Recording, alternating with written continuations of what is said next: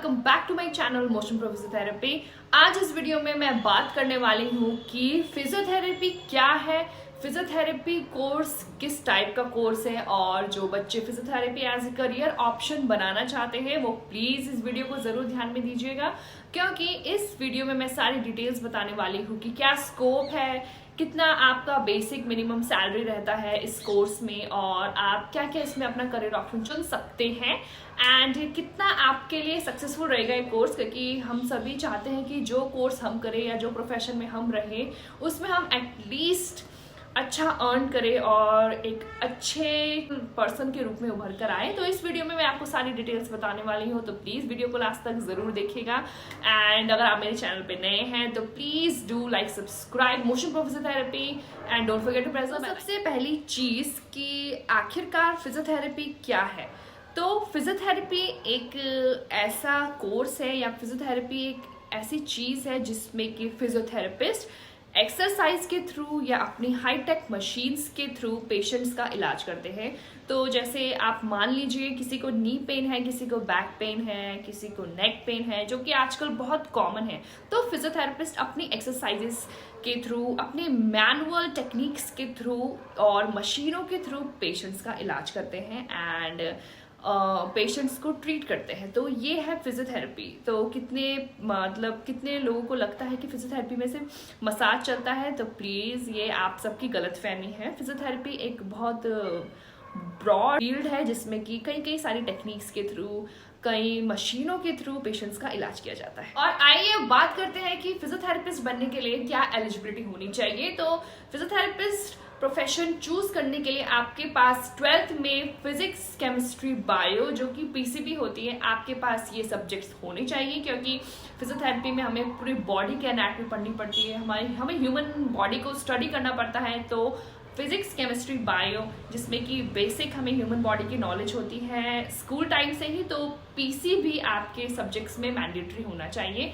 And 10+2 में आपके कम से कम 50% मार्क्स होने चाहिए फिजियोथेरेपी कोर्स में एडमिशन लेने के लिए। तो ये है आपका एलिजिबिलिटी क्राइटेरिया। एंड कितने ही गवर्नमेंट यूनिवर्सिटीज़ हैं जो कि एग्ज़ाम्स कंडक्ट करती है। तो ये जो लिस्ट मैंने आपको दिखाई है, ये सारे वो एग्जाम्स की लिस्ट है जो गवर्नमेंट यूनिवर्सिटीज़ कंडक्ट करती है फिजियोथेरेपी कोर्स के एडमिशन के लिए।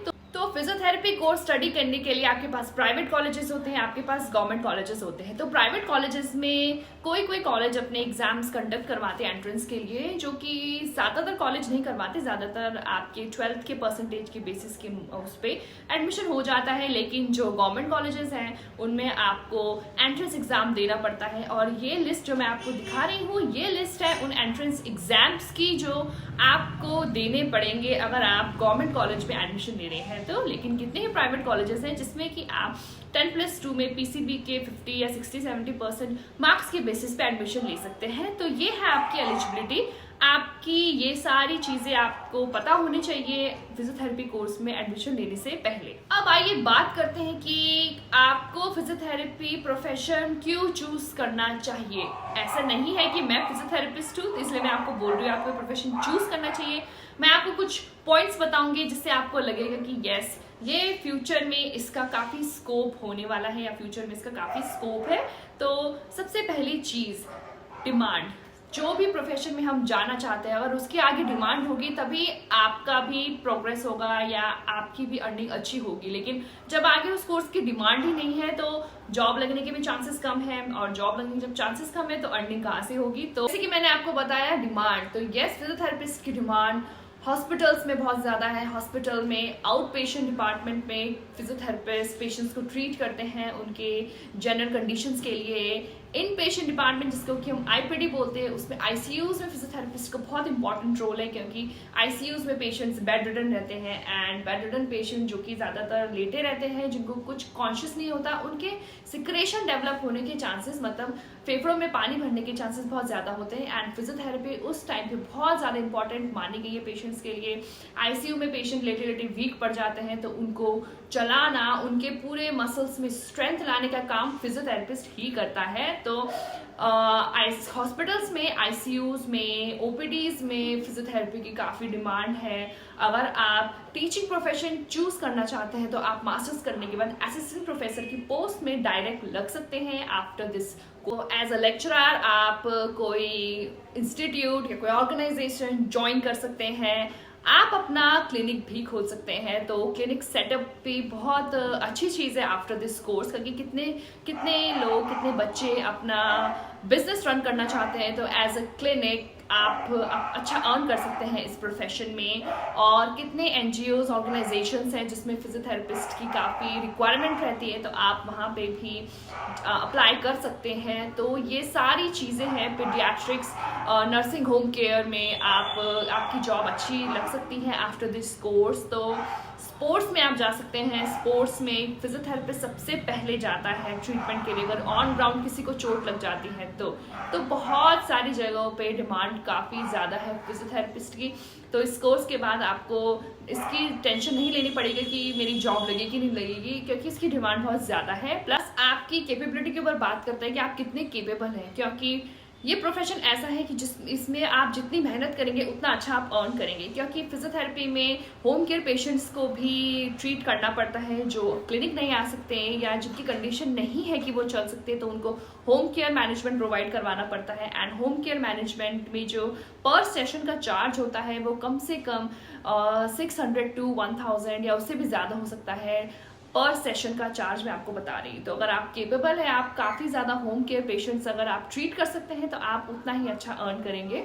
तो ये सारी चीज़ों में फिजियोथेरेपी का बहुत इंपॉर्टेंट रोल है। एंड अगर आप केपेबल हैं, आप बहुत अच्छे फिजियोथेरेपिस्ट हैं, तो मार्केट में आपका नाम ऑटोमेटिकली बन जाएगा एंड वो उस तरीके से आपकी अर्निंग और भी ज़्यादा अच्छी होगी। तो ये सारी जगहों पे फिजियोथेरेपिस्ट की काफ़ी ज़्यादा रिक्वायरमेंट रहती है जो मैंने आपको बताया। अब आइए बात करते हैं कि फिजियोथेरेपी के कोर्स डिटेल्स क्या क्या है।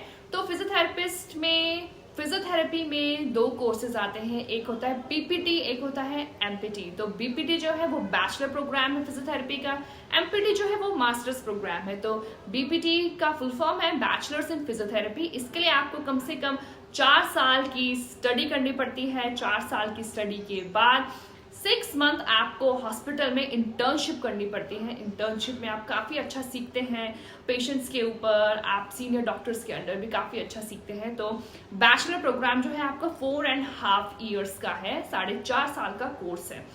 मास्टर प्रोग्राम जो है वो 2 साल का कोर्स है। 2 साल में आप इस कोर्स को कंप्लीट करते हैं मास्टर प्रोग्राम को, एंड 4.5 साल में आप कंप्लीट करते हैं इसके बैचलर प्रोग्राम को। तो बैचलर्स के बाद भी कितने आप हॉस्पिटल्स में जॉब कर सकते हैं, आप अपना क्लिनिक खोल सकते हैं, लेकिन आपके पास उसका रजिस्ट्रेशन लाइसेंस होना चाहिए। अब आइए बात करते हैं मास्टर्स प्रोग्राम की। तो मास्टर्स प्रोग्राम में आपको चूज करने को मिलता है अपना फील्ड ऑफ स्पेशलाइजेशन, मतलब आप किस फील्ड में मास्टर होना चाहते हैं। तो इसके ये जो फील्ड्स है मैं आपको बताती हूँ। ऑर्थोपेडिक्स, जिसमें कि बोन से रिलेटेड ट्रीटमेंट होता है, बोन से रिलेटेड स्टडीज होती है, आप वो ऑप्ट कर सकते हैं। न्यूरोलॉजी के में न्यूरोलॉजिकल रिहैबिलिटेशन, जिसमें नर्वस सिस्टम की पूरी स्टडीज होती है, नर्व्स की स्टडी होती है, ब्रेन, स्पाइनल कॉर्ड। पीडियाट्रिक्स, बच्चों की स्टडीज, बच्चों की कितनी कंडीशंस, बच्चों का रिहैबिलिटेशन। मेल्स के लिए जैसे गायनिकोलॉजी एंड ऑब्स्टेट्रिशियन, इसमें भी आप स्पेशलाइजेशन कर सकते हैं। Sports programme, MPT sports programme में आप स्पोर्ट्स में जो रिहैबिलिटेशन यूज होता है उसकी स्टडी कर सकते हैं। कार्डियोलॉजिकल रिहैबिलिटेशन, मतलब कार्डियोज जो कि आईसीयूज में काम करते हैं, कार्डियो से रिलेटेड जितने भी ट्रीटमेंट है या स्पेशलाइजेशन है, आपको इस फील्ड में स्टडी करने को मिलता है। तो ये सारी स्पेशलाइजेशन आपको मास्टर्स में चूज करने को मिलती है। उसके बाद आप एक स्पेशलाइज्ड फिजियोथेरेपिस्ट कहलाते हैं, जैसे कि मैं न्यूरोलॉजिकल रिहैबिलिटेशन से मैंने मास्टर्स किया है, मतलब न्यूरोलॉजी मेरा स्ट्रीम था मास्टर्स में, तो मैं एक न्यूरोलॉजिकल फिजियोथेरेपिस्ट हूँ। तो ऐसे ही जब आप फ्यूचर में स्पेशलाइज करना चाहते हैं आप वो चुन सकते हैं। Either it's orthopaedics, either it's neurology, it's cardiology, paediatrics, obstetrician and gynaecology. इसमें आप जो भी आपको स्टडी करना है आप चुन सकते हैं। तो काफ़ी अच्छा कोर्स है। फ्यूचर में इसकी डिमांड ज़्यादा है। एंड अगर आपको फॉरेन भी ट्राई करना है जॉब के लिए तो वहाँ पे भी फिजियोथेरेपिस्ट की काफ़ी डिमांड है। Either it's UK, Scotland, America, Dubai, जहाँ भी आपको जॉब करना है, आपको अगर फ्यूचर में फॉरेन के लिए भी ट्राई करना है तो वो वहाँ के लिए भी आप आराम से अप्लाई कर सकते हैं। तो मैंने आपको बताया कोर्स डिटेल्स, इसके स्कोप और क्या क्या एलिजिबिलिटी होनी चाहिए एक फिजियोथेरेपिस्ट बनने के लिए, एंड क्या है फिजियोथेरेपी। तो इस वीडियो में मैंने आपको मोस्ट डिटेल्स बता दी है कि क्या क्या आपको करना है, क्या क्या आपकी रिक्वायरमेंट होनी चाहिए एज अ फिजियोथेरेपिस्ट। तो फिजियोथेरेपी कोर्स जो है वो बहुत ही अच्छा कोर्स है और फ्यूचर में इसकी डिमांड क्यों ज़्यादा है, इसीलिए ज़्यादा है क्योंकि आजकल सबको हेल्थ अवेयरनेस के, सबको अपनी हेल्थ में अवेयरनेस डेवलप हो रहा है, मतलब सबको जागरूकता डेवलप हो रही है कि नहीं हमें फिट रहना है। तो कुछ ज़्यादा बड़ी बीमारी होने से पहले ही लोग प्रिवेंशन पे ज़्यादा ध्यान दे रहे हैं, तो इसीलिए फिजियोथेरेपी का रोल काफ़ी इम्पॉर्टेंट है। आप पेशेंट को जो प्रिवेंटिव मेजर्स में ट्रीटमेंट भी दे सकते हैं, जैसे कि अगर किसी पेशेंट को नहीं चाहता कि फ्यूचर में नी का आर्थराइटिस डेवलप हो तो पहले ही वो प्रिवेंटिव मेजर में जो एक्सरसाइजेज है वो करेगा।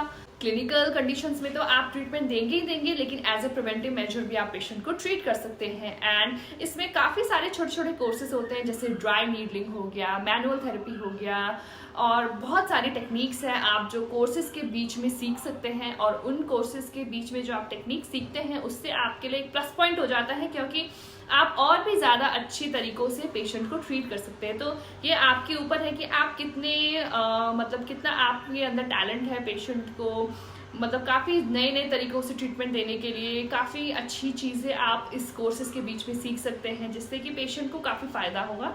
एंड मैं बता दूँ आपको कि इसके लिए आपको एक डेडिकेटेड फिजियोथेरेपिस्ट बनना पड़ेगा, मतलब आपको डेडिकेशन चाहिए इसमें, इस कोर्स में पूरा डेडिकेशन चाहिए, क्योंकि हमें जो सब्जेक्ट्स पढ़ने पड़ते हैं वो बहुत डिफ़िकल्ट सब्जेक्ट्स होते हैं एंड उसके लिए मेहनत तो करनी पड़ेगी। And last but not the least, expected salary इस प्रोफेशन में कितनी होती है। तो अगर आपने बैचलर्स की है, बैचलर्स के बाद आप फ्रेशर हैं, तो आप आराम से पर मंथ 20 to 30, 35, 40 आराम से कमा सकते हैं, अर्न कर सकते हैं। तो आप होम केयर में पेशेंट्स देख के भी अच्छी अर्निंग कर सकते हैं। तो हॉस्पिटल्स में, कितने ऑर्गेनाइजेशंस में स्टार्टिंग आप 20 to 30 या 30 ज़्यादा 40 भी आप पर मंथ आराम से कमा सकते हैं। तो जैसे जैसे आप एक्सपीरियंस बनते जाते हैं वैसे वैसे आपकी सैलरी भी अच्छी होती रहती है। तो कम से कम एक normal physiotherapist per month 30 to 40,000 आराम से अर्न कर सकता है। तो आई होप आपको इसका सैलरी स्ट्रक्चर पता चल गया होगा कि स्टार्टिंग इसमें कितना है, कितना आगे आप जा सकते हैं, जितना आप इसमें अर्निंग कितनी भी कर सकते हैं, ये आपके ऊपर डिपेंड करता है। तो जितने स्किल्ड थेरेपिस्ट आप बनेंगे उतनी अच्छी अर्निंग आप करेंगे। अगर आप हॉस्पिटल्स में जॉब करते हैं तो बहुत सारे टॉप हॉस्पिटल्स आपको रिक्रूट करते हैं, जैसे कि फोर्टिस हो गया, मेदांता हो गया, हॉस्मेट हो गया, मैक्स सुपर स्पेशलिटी हॉस्पिटल, जितने भी हॉस्पिटल्स हैं उसमें बहुत डिमांड है फिजियोथेरेपिस्ट की। आई होप आपको सारी डिटेल्स पता चल गई होंगी। एंड आज इस वीडियो में इतना ही। अगर आपको मेरे वीडियो पसंद आया तो please do like, subscribe and share to my channel and don't forget to press the bell icon. कोई भी आपके क्वेश्चंस है, क्वेरीज है, आप डायरेक्ट मुझे कमेंट कीजिए, मैं आपके कमेंट्स का डेफिनेटली रिप्लाई करूँगी। एंड आपके फ्यूचर के लिए आपको बेस्ट ऑफ लक।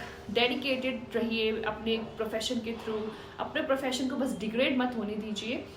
जितना अच्छा आप स्टडी करेंगे, जितना अच्छा प्रैक्टिकली आप ध्यान देंगे, उतना अच्छा आप पेशेंट ट्रीट कर पाएंगे एंड अपने प्रोफेशन का नाम आगे रोशन कर पाएंगे। तो मिलते हैं मेरी नेक्स्ट वीडियो में। आज के लिए इतना ही, तब तक के लिए good bye and have a great day ahead.